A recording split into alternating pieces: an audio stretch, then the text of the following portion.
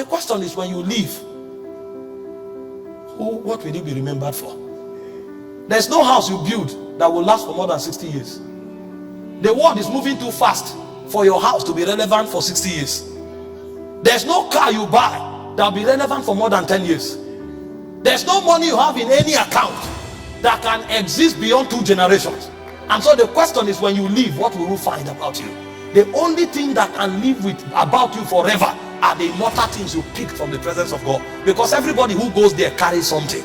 Some goes there, they carry favor. Some go there, they carry wisdom. Some go there, they carry power. And so the things they established because they went to the immortal realms, they become immortal forever on the face of the earth. And so a man who has not journeyed in intimacy with God, he's already forgotten. He's just using money to sustain his influence. Some people are struggling so hard to be relevant while they are yet alive. Some men have died and they cannot be forgotten because of where they went to and the things they taught. Do you think you call your child David because you love the name David? No, you don't love David. That name has no meaning to you. It is because of who bore it and who he became in God. And so when you call your son David, you are actually reminiscing on the immortality of a man who has walked with the Spirit.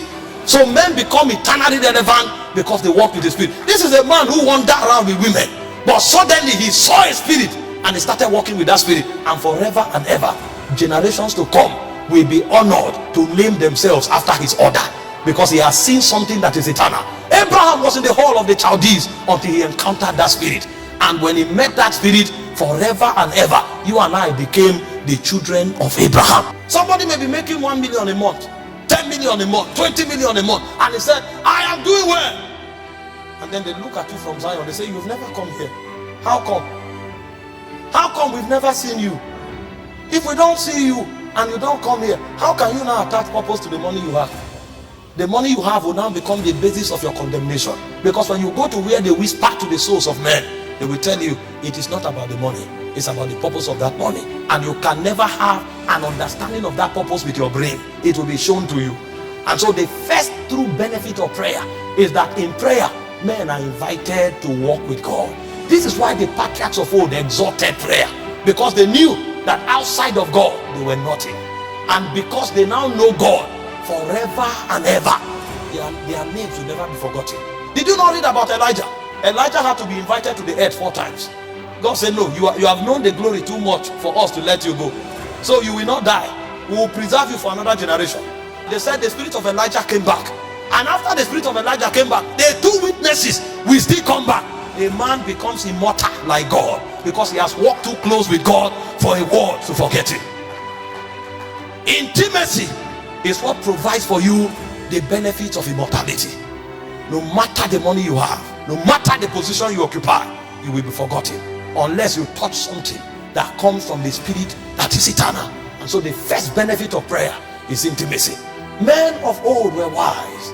They gave their all to prayer. Daniel was in Babylon. The king said nobody should pray to any other god. He was willing to risk his position and to risk his freedom for prayer, because outside of intimacy he has no freedom in the first place. And in Daniel 6:10 the Bible said 3 times. So if you are praying 3 times when they gave a law that nobody should pray, how many times do you pray when there's no law? And he said 3 times the guy prayed facing Jerusalem. He was not afraid to be arrested.